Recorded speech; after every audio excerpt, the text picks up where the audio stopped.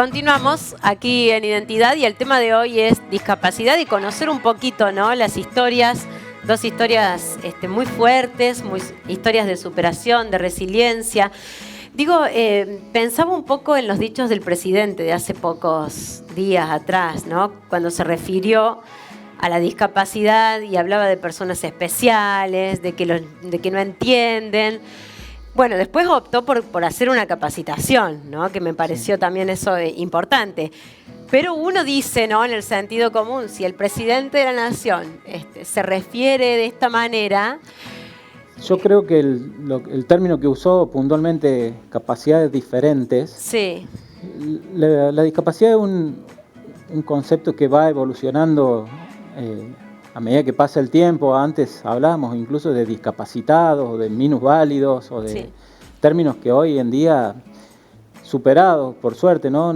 Creo que nosotros somos personas con discapacidad, pero primero la palabra persona, por delante de cualquier otra condición, hace que tengamos el valor que tenemos en nuestra sociedad, en nuestra familia, en nuestras vidas. Y siempre creo que no hay mala intención en estos furcios o en estos errores no forzados al referirse a algunas cuestiones. Lo grave es que sea el presidente. Claro.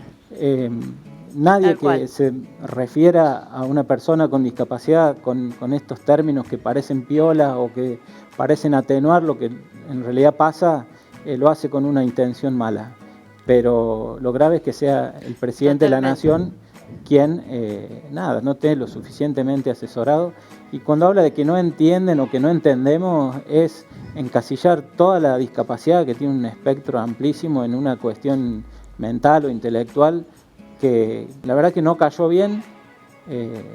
Estoy en contacto no solo con la Fundación Derechos sobre Ruedas, sino con más de 60 asociaciones civiles o fundaciones en la ciudad que trabajan en la discapacidad, y estamos todo el tiempo reafirmando conceptos, actualizándonos, aprendiendo, capacitándonos entre todos, y la verdad que haber visto que después Alberto Fernández hizo una capacitación en la Administración Nacional de Discapacidad, bueno, es un efecto que debería contagiarse, y para eso Córdoba, el año pasado, desde nuestro Consejo Deliberante, que por primera vez en la historia tiene una comisión específica en discapacidad, se sancionó una ordenanza que es una capacitación obligatoria en trato adecuado hacia las personas con discapacidad.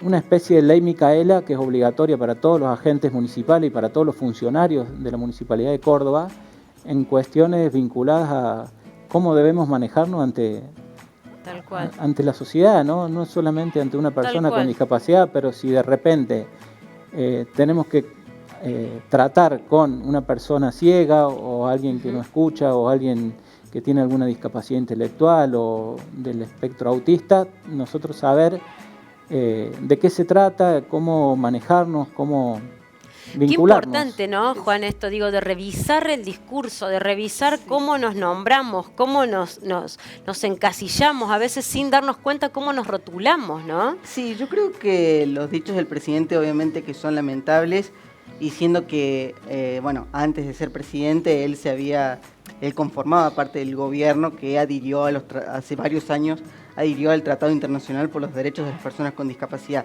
Llama mucho la atención, ¿no es cierto? Lo que a mí, en lo personal, sacando obviamente que en la Fundación tenemos distintas miradas al respecto, mi apreciación personal, creo que no está mal, tal vez, pedir el refuerzo de algunas cuestiones. Claro. Que a ver, seamos claros, en la pandemia hay gente que no tiene discapacidad y que tampoco lo sigue sin entender. Sí. Creo que eso trasciende, ¿no? Sí.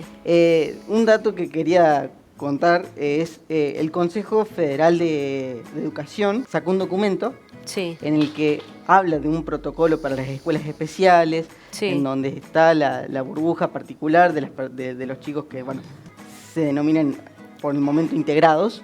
Está contemplado que tienen tienen que tener la ayuda de maestras integradoras, y que eso hace que haya que acelerar también los planes de vacunación.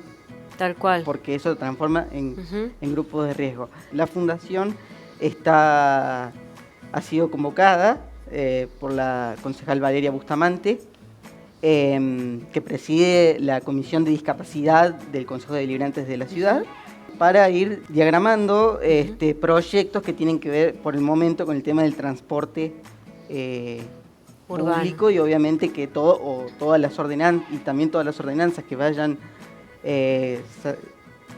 tocando la temática de discapacidad, estemos nosotros ahí para dar nuestra voz. Qué importante, ¿no? Todas las voces unidas, digo, y trabajando en esto. Les quiero preguntar por un tema.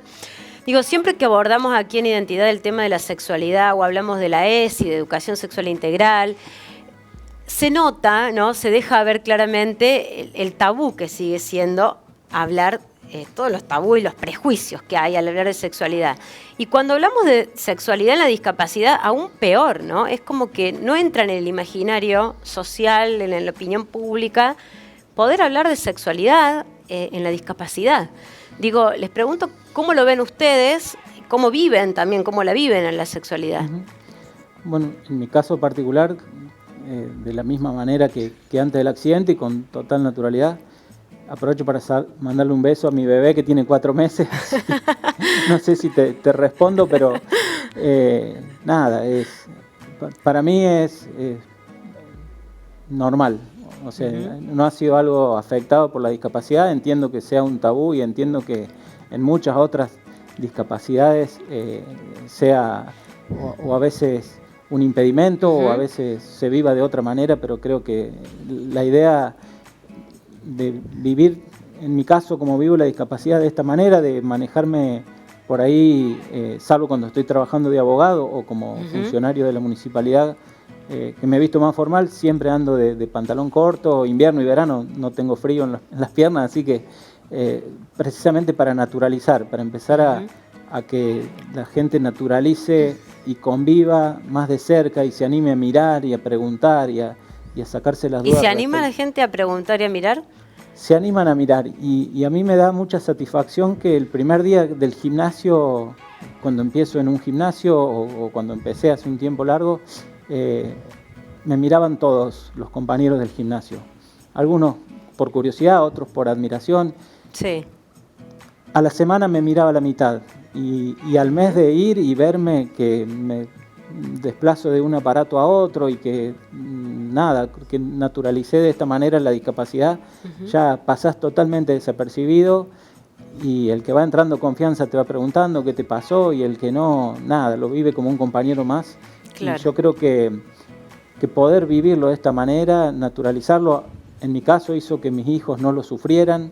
De repente papá se quedó sin piernas de un día para el otro y yo traté siempre de manejar la situación con humor, con una espontaneidad y con una naturalidad que a ellos los ayudó sobre todo a sobrellevar la realidad en un momento donde mi hija Delphi tenía 9 años, Maxi tenía 13 y se encontraban con esta nueva realidad.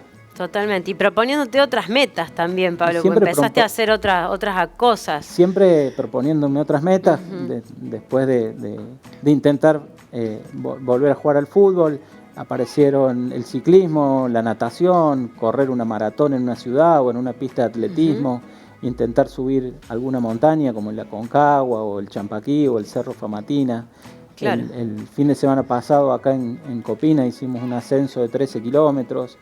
Y bueno, y siempre poniendo la vara un poco más alta y yendo por esos objetivos. Desafíos, permanentemente, ¿no? Quería volver un segundo al tema que mencionaba hoy Juan, y que es una bandera de la Fundación Derechos sobre Ruedas, que es esto de la accesibilidad física en nuestra ciudad.